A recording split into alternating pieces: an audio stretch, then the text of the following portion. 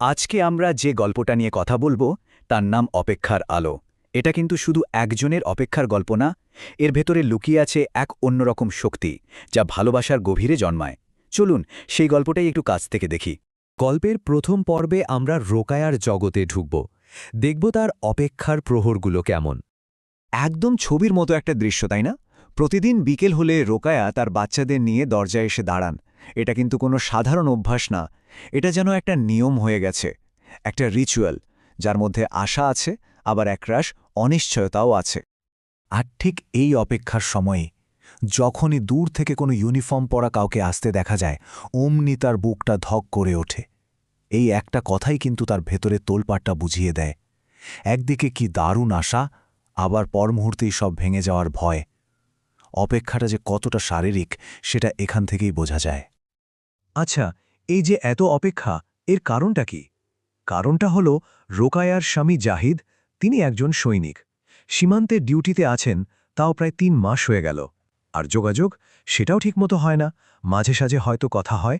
এই যে একটা বিচ্ছিন্নতা, এটাই কিন্তু রোকায়ার অপেক্ষাকে আরও অনেক বেশি কঠিন করে তুলেছে। এবার চলুন রোকাইয়ার আরেকটা পরিচয় দেখি।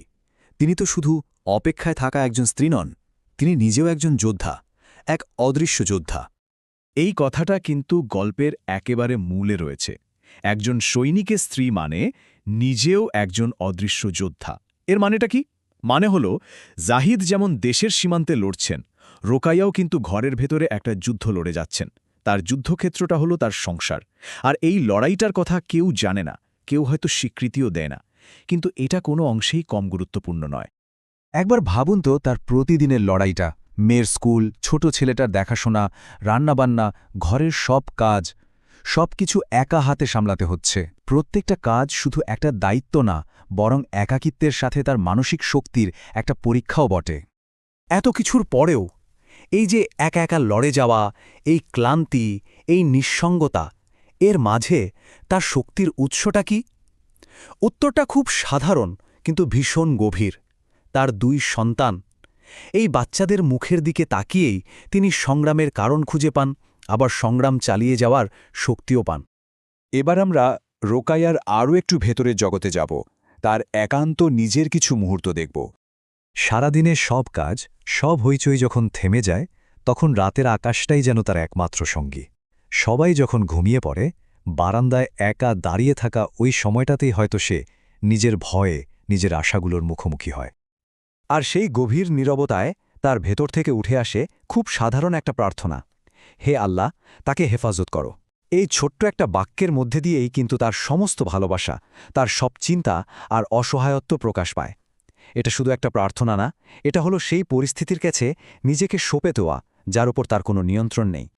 গল্পের এই পর্যায়ে এসে এমন একটা মুহূর্ত আসবে যা রোকাইয়ার এই রোজকার অপেক্ষার রুটিনটাকে এক ঝটকায় ভেঙে দেবে।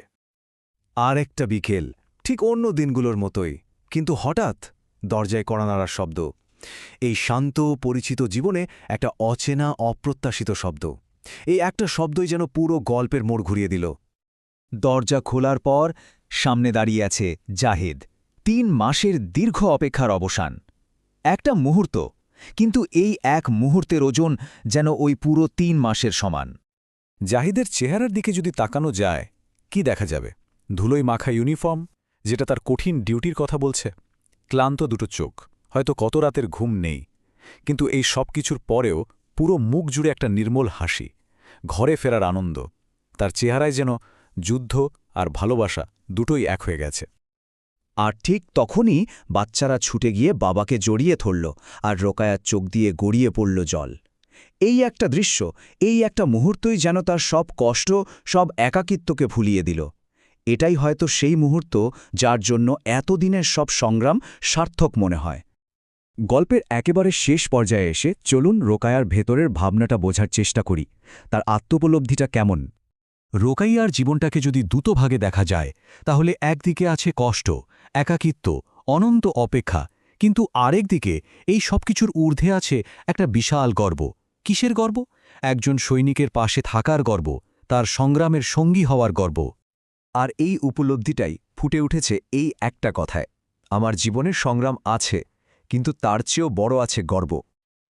রোকাইয়া তার কষ্টগুলোকে অস্বীকার করছেন না, কিন্তু তিনি জানেন তার এই সংগ্রাম একটা অনেক বড় ত্যাগের অংশ। যে মানুষটা দেশের জন্য সবকিছু বাজি রাখছে, তার সহযোদ্ধা হতে পারাটা তার কাছে যে কোনো কষ্টের চেয়ে অনেক বড় সম্মান।